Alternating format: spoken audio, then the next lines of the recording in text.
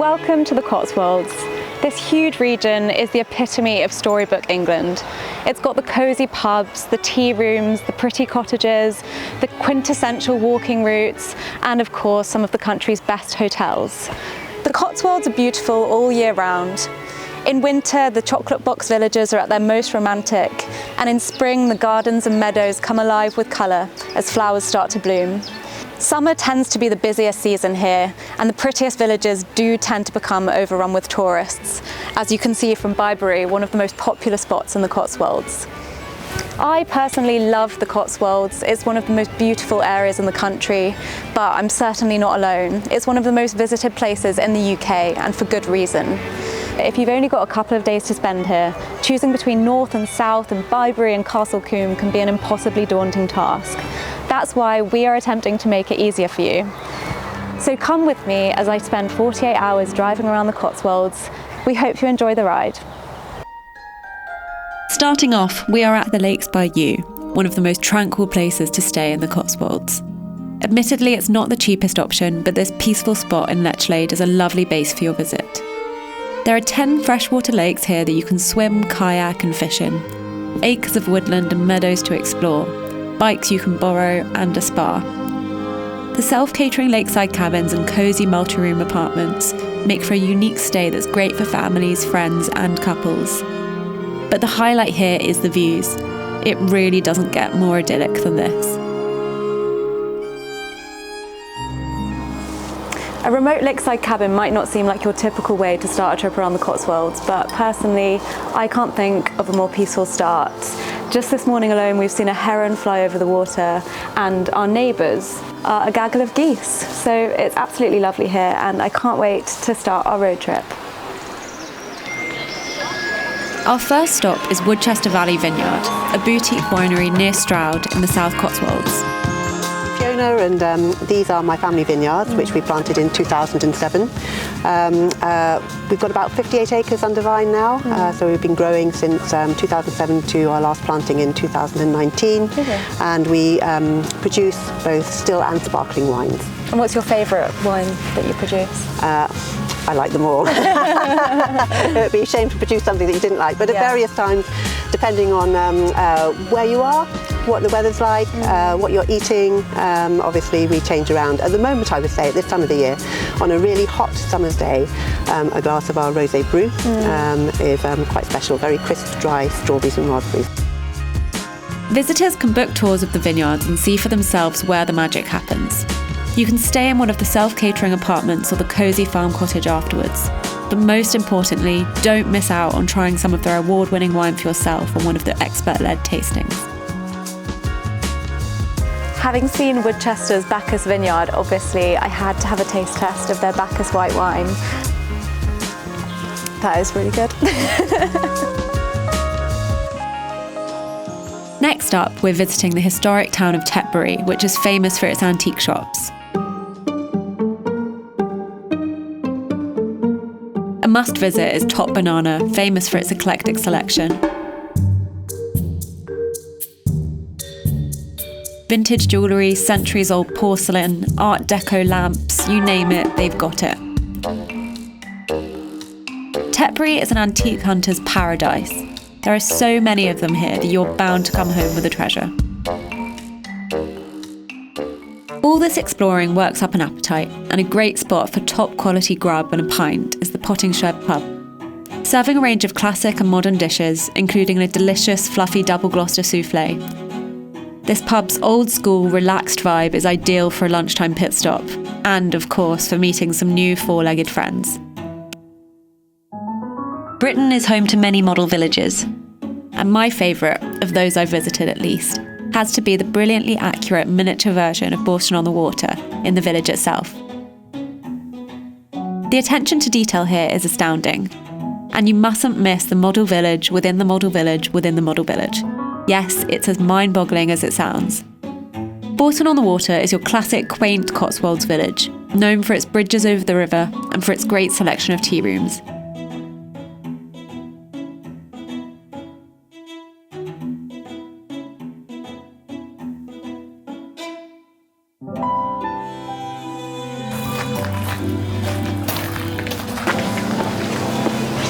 Welcome to the Ebington Arms, a 300-year-old classic Cotswolds old school pub.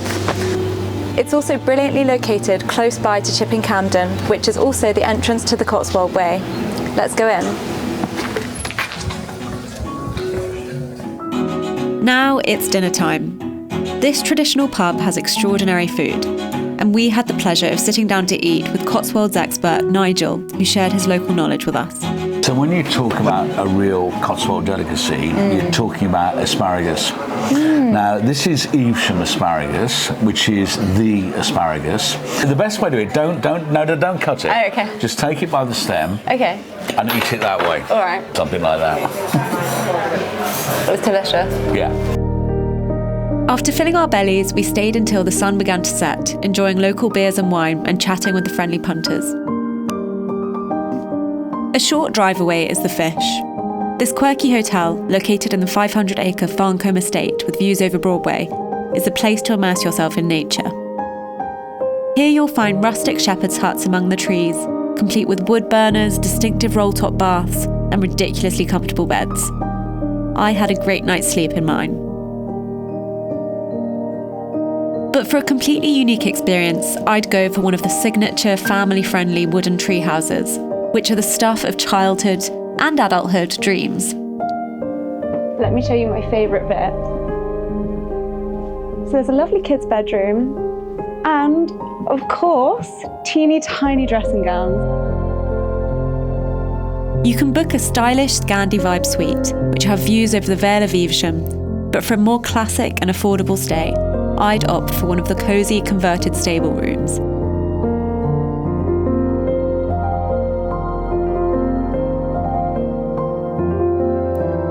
And the next day, head to the hotel's Hook restaurant for an excellent breakfast.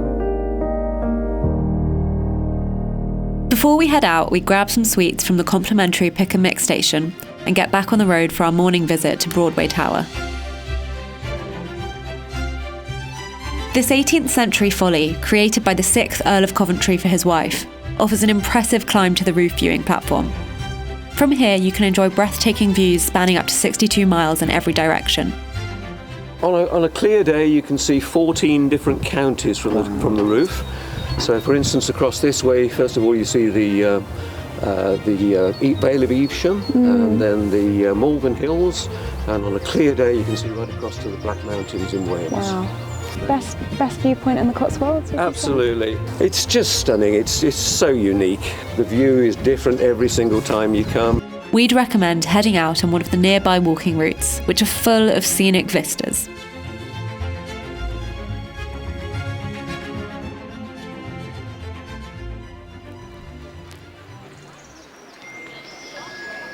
On holiday, the usual rules don't apply, and that's why at 10 a.m, we're off to England's largest whisky and gin distillery, the Cotswolds Distillery.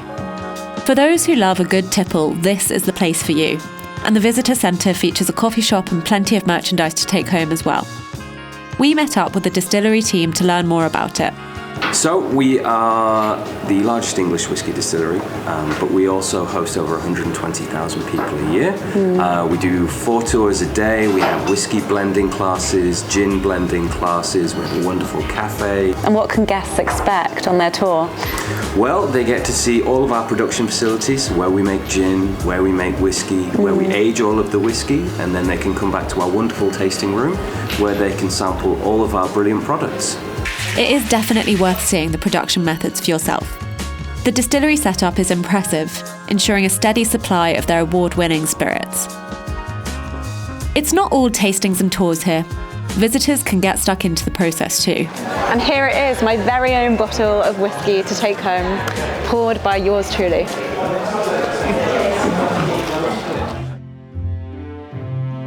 Next, we're heading to the Bellet Stow for lunch, a lovely pub with an impressive kitchen in the popular market town of Stow-on-the-Wold. They serve up a proper Sunday roast here, seasonal dishes and local ales on cask. There are also stylish, relatively affordable rooms upstairs, and you can order a great full English the next morning too.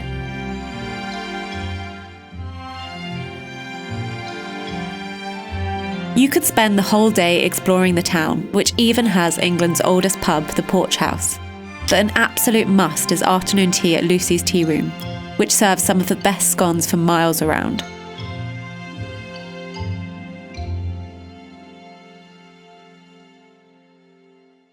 A 20-minute drive away is one of the Cotswolds' star attractions, a 13th century castle hidden among the trees near Winchcombe, with a royal history as spectacular as its gardens. I'm Amy and I'm Visitor Engagement Manager at Sudley Castle. And can you tell me a bit about the history of the castle? Well, there's loads of history here. We are a castle that has amazing royal connections. So it's once owned by Richard III, the king that was found in the car park in Leicester. And it goes through the sort of royal line. So Henry VIII owned Sudley throughout his lifetime. He visited here with his second wife, Anne Boleyn. And when he died, the castle passed to Thomas Seymour, who actually married Henry VIII's last wife, sixth wife, Catherine Parr. So they came to live here in the sort of 1540s, and Catherine gave birth to her child here, but sadly died about a week later. And therefore, this is the final resting place of Henry VIII's sixth queen, Catherine Parr. You can get lost here for hours with so much to explore. But it still feels very lived in, and that's because it is by its current resident Lady Ashcombe and her family, whose recent pictures are dotted around the property, adding vitality to the historic surroundings. There are few Cotswolds hotels more luxurious and classically English than Watley Manor, a former 18th century farmhouse near Malmesbury. I had the privilege of meeting the resident chef, Ricky Weston.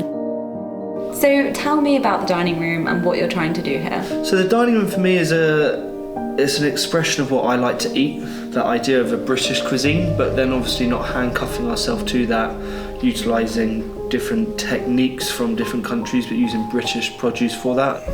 Obviously there are so many brilliant restaurants in the Cotswolds. Why should diners come to the dining room? It's a good question. I think for me, it's the dining room is part of the package of what Watley Manor represents. You know, it's a luxury getaway. It's very tranquil when you come here. It's easy to kind of get yourself lost within the walls here of the hotel. I better get back to the kitchen. The show-stealing tasting menu here is a truly memorable experience and the perfect, indulgent way to round off a weekend in the Cotswolds. You'll be served your appetisers in the kitchen while you watch Ricky and his team preparing your 10-course menu. The rooms here are really something special as well. I'd suggest visiting around Christmas time, when the hotel is at its most romantic. But the gardens are lovely in the summer too.